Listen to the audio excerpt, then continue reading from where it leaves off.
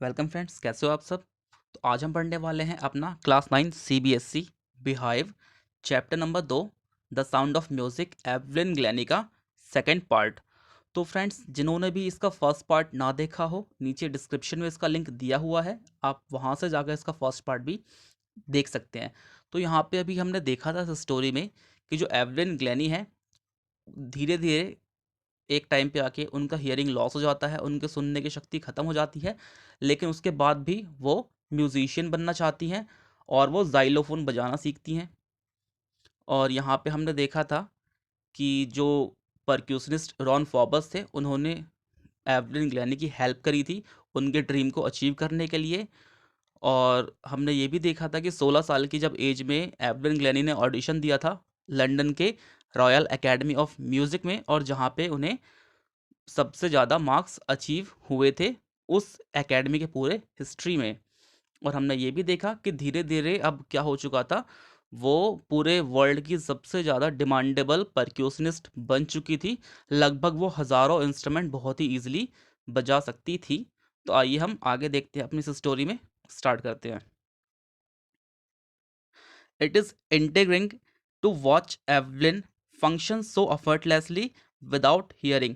सभी के लिए ये बहुत ही ज़्यादा एक्साइटेड होता था, बहुत ही ज़्यादा वो सोचते थे इस चीज़ को लेकर, बहुत ही ज़्यादा वो अच्छा फील करते थे, उन्हें बहुत ज़्यादा एक्साइटमेंट होती थी इस चीज़ को लेकर कि आखिर जब एवलिन जो है वो सुन नहीं सकती हैं, तो बिना ज़्यादा एफर्ट लगाए, बिना ज़्यादा मेहनत किए, इतने आराम से बहुत अच्छा परफॉर्म कैसे कर लेती हैं। ये चीज़ को देख के बहुत ही लोग बहुत ज़्यादा एक्साइटेड रहते थे। In our 2 hour discussion she never missed a word.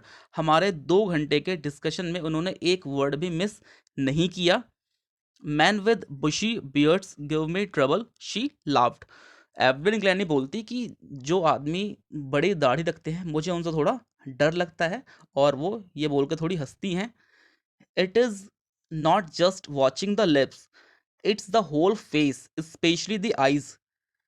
She speaks flawlessly with a Scottish lilt। जब वो बोलती हैं तो सिर्फ उनके लिप्स ही देखने लायक नहीं होते हैं, बल्कि उनका पूरा फेस, स्पेशली जो उनकी आंखें हैं, वो बहुत ही देखने लायक होती हैं।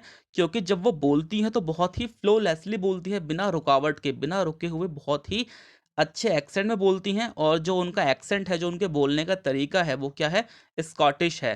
क्योंकि वो स्कॉटलैंड से आती है, इसीलिए उनका जो एक्सेंट है, बोलने का तरीका है, वो क्या है, स्कॉटिश है।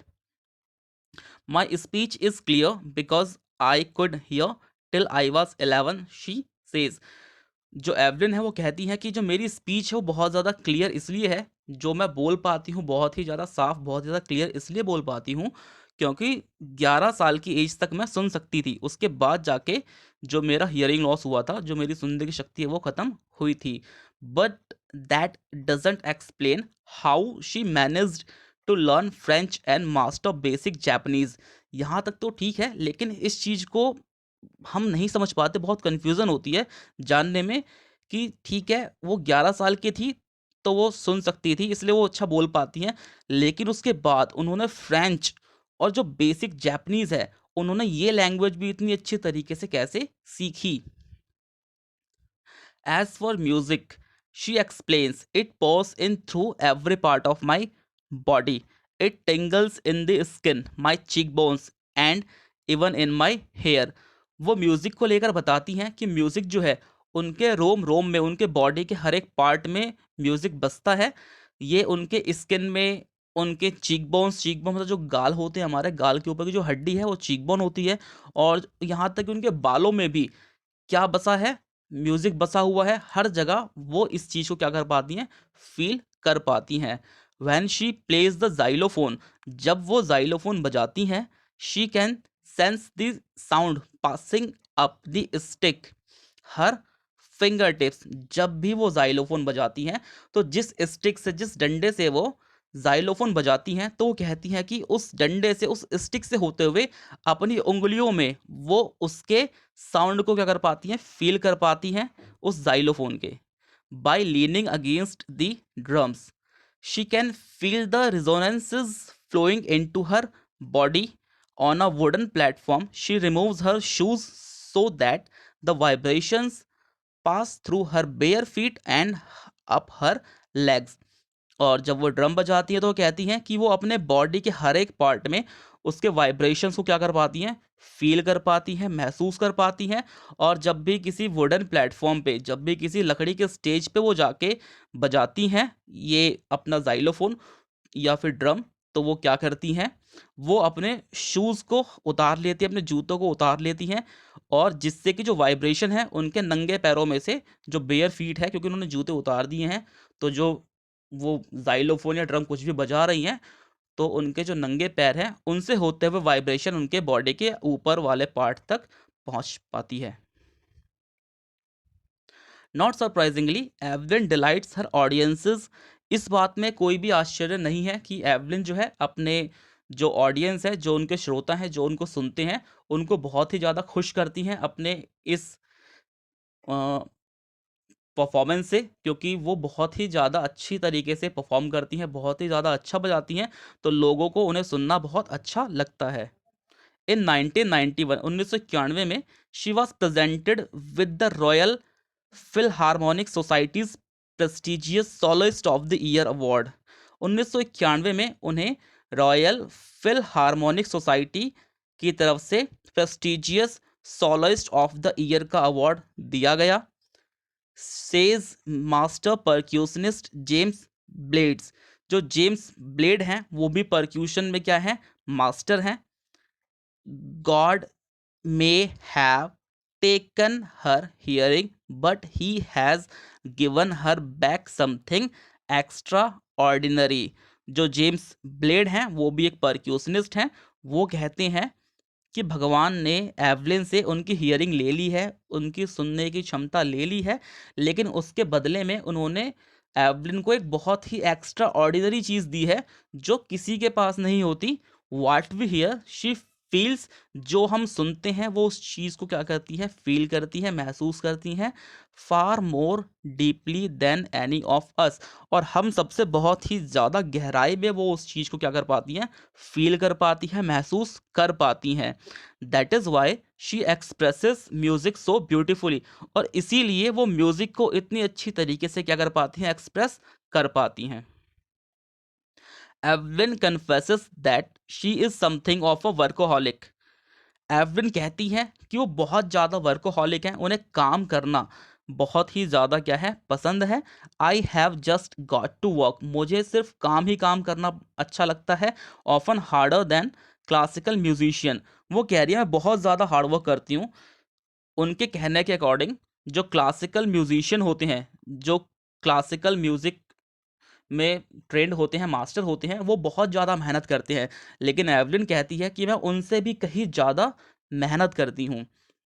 But the rewards are enormous. लेकिन मुझे इसका रिवॉर्ड भी मिलता है, फल भी मिलता है। बहुत अच्छे अच्छे, बहुत बड़े बड़े इसके मुझे रिवॉर्ड मिले हैं, इनाम मिले हैं।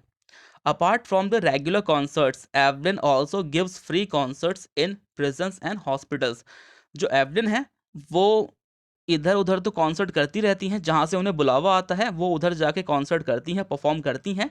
लेकिन इससे हटकर जो एवलिन है वो फ्री में कॉन्सर्ट करती हैं, फ्री में परफॉर्म करती है। कहाँ पे, जेल में और हॉस्पिटल में। जेल में कैदियों के लिए, हॉस्पिटल में डॉक्टर्स और पेशेंट्स के लिए वो फ्री में क्या करती हैं, परफॉर्म करती हैं। She also gives high priority to classes for young musician. और जो नए, जो जवान म्यूजिशियन हैं उनको, उनकी क्लास को लेकर वो बहुत ही ज़्यादा क्या देती हैं, प्रायोरिटी देती हैं। जो यंग म्यूजिशियन हैं, जो नए नए बच्चे हैं जो सीखना चाह रहे हैं, उनकी क्लास को वो बहुत ही ज़्यादा प्रायोरिटी देती हैं। Ann Richlin of the Beethoven Fund for Deaf Children says. Ann Richlin है वो बिटहोवन फंड की है। डेफ चिल्ड्रन जो फंड किसका है, जो बहरे बच्चे हैं उनका एक ऑर्गेनाइजेशन है। तो वहाँ से एन रिचलिन कहती हैं कि she is a shining inspiration for Deaf children. कि जो एवलिन है वो जितने भी बहरे बच्चे हैं जो सुन नहीं सकते, उनके लिए एक क्या है, इंस्पिरेशन है, एक आइडियल है, आदर्श है। They see that there is nowhere they that they can not go. अब क्योंकि वो ऐसा इसलिए कहती हैं क्योंकि जो बच्चे बहरे हैं, जो सुन नहीं सकते, वो अब ऐसा नहीं बोल सकते कि ऐसी कोई चीज़ है जो वो नहीं कर सकते, क्योंकि जब एवलिन कर सकती हैं, एवलिन भी उन्हीं की तरह है, उन्हीं में से एक है। जब एवलिन कर सकती हैं तो वो कोई एक्सक्यूज़ नहीं दे सकते, वो भी कर सकते हैं। तो इसीलिए एवलिन उनके लिए एक इंस्पिरेशन है, एक आदर्श है।